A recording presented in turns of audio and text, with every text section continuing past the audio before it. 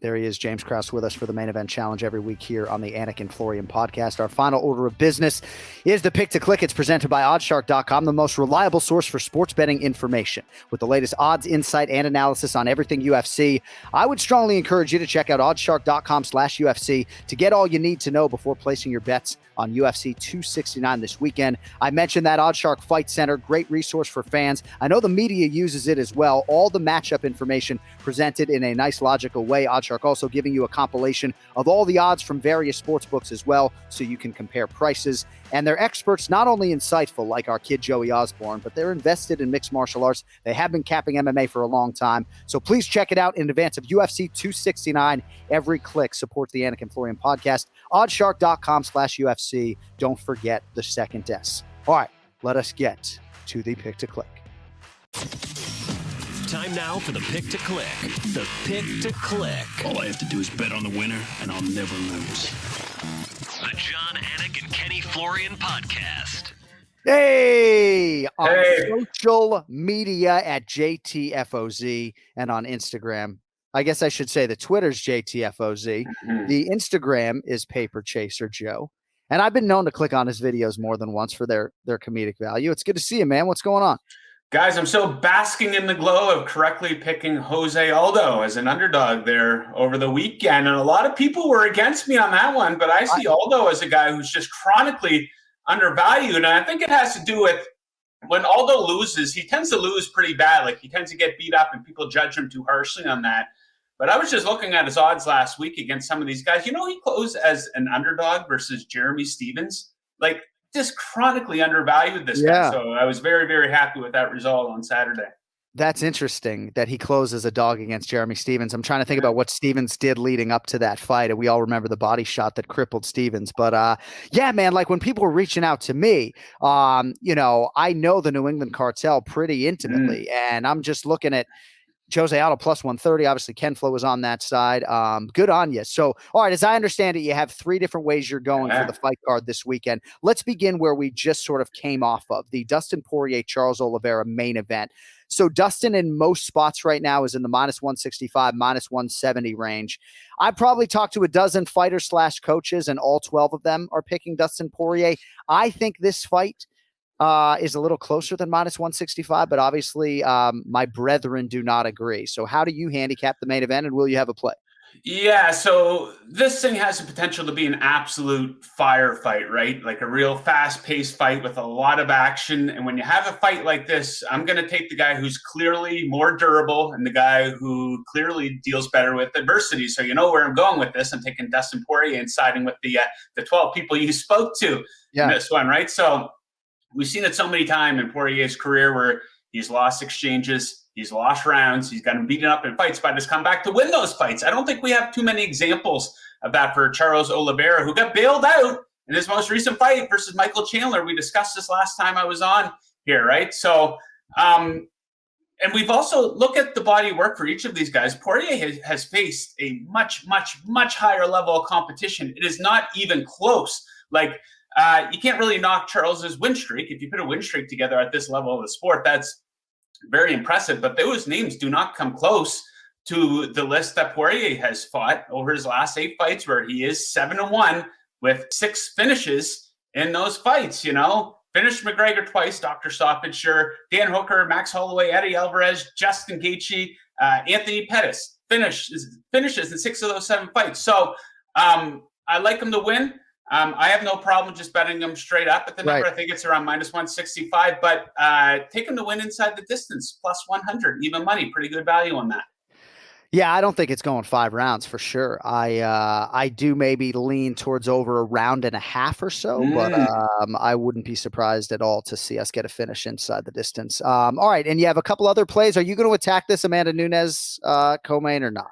Yeah, what is she? Minus 700, minus better stop that price there, Joel. Yeah, so as I often say, I don't come on the podcast and give out picks for massive favorites like this. There's no value in that. There's not a lot of people interested in making those type of bets, right?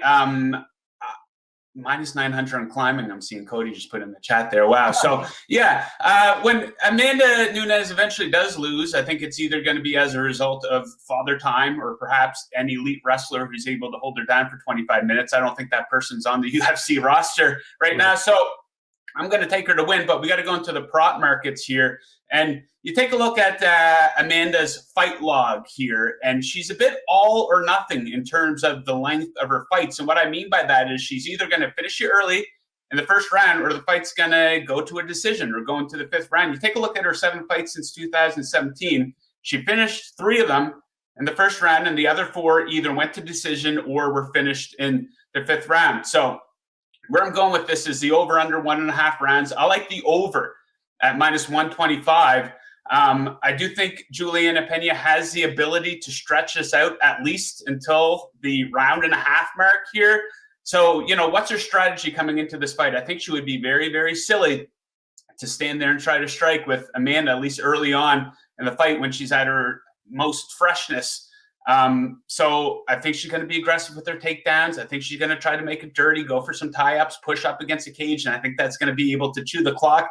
Now, Juliana has been finished before, never early, before the 1.5 round mark, though. So I think it's a pretty good number, too, minus 125 to go over a 1.5 rounds.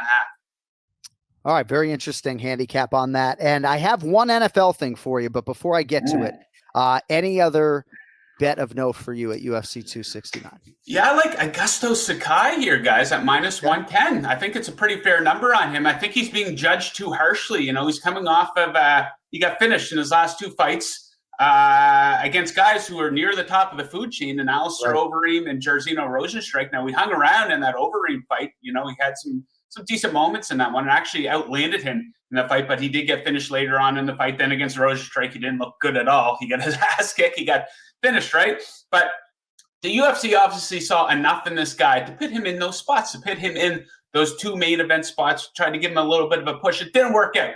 But now, as a result of that, he's dropping down maybe a level or 2 to take on a guy who came very, very close to losing to Greg Hardy here, guys. So just overall, I think Tuivasa is the better mixed martial artist. I do think he has more paths to victory. So I will take Sakai here to take this one. All right, and last thing, in terms of the NFL, I know you'd like the Cleveland Browns at the beginning of the year. There have been a lot of circumstances that have resulted in them not having the year that maybe you forecasted. But right now, as we start December, so to speak, if you had to pick one NFL team to win the Super Bowl, independent of price, I'm not looking for value on the board. Like, I see the NFC as maybe having more possible entries who could win it all. But who do you think is the best team in the NFL right now? And if I gave you $1,000 American dollars or Canadian dollars or whatever dollars to bet, who do you think's the best team in the NFL? Who do you think hoists Lombardi? I want some Bitcoin, right, Kenny? Ha! Absolutely. So, absolutely. I would probably have to say the Green Bay Packers, if you're just putting me on the spot like this. And the reason is they're different this season because their defense is really good. And that kind of came out of nowhere. No one expected them to be this good defensively. If they are able to lock up that number 1 seed, it would be hard to envision seeing them lose 2 NFC championship games in back-to-back seasons at home. Right. It is a hard place to go in and win. It is a true home field advantage where weather often comes into play playing there in January. So I would go with Green Bay. Aaron Rodgers, his last dance in Green Bay before he goes on to another team. So, yeah, I would go with Green Bay just because we know what they can do offensively, and the defense is pretty damn good this season. I like that. And how about the Boston College Eagle, A.J. Dillon, chewing things up on the ground? Yeah, good team. All right. At JTFOZ on Twitter. On Instagram, he is at Paper Chaser Joe. It's good to see you, my friend. Happy New Year, I guess. This is the final pay-per-view of the year. You know what? We'll get you on, though, later in the month, depending on your schedule. But it's good to see you, man. Hope you keep hitting them straight, and we will talk to you soon. Awesome, guys. Good luck to you. Good luck to all the listeners out there. Thanks, Joe. There he is. OddsShark.com's Joe Osborne. A lot of good content from him on the daily at OddsShark.com.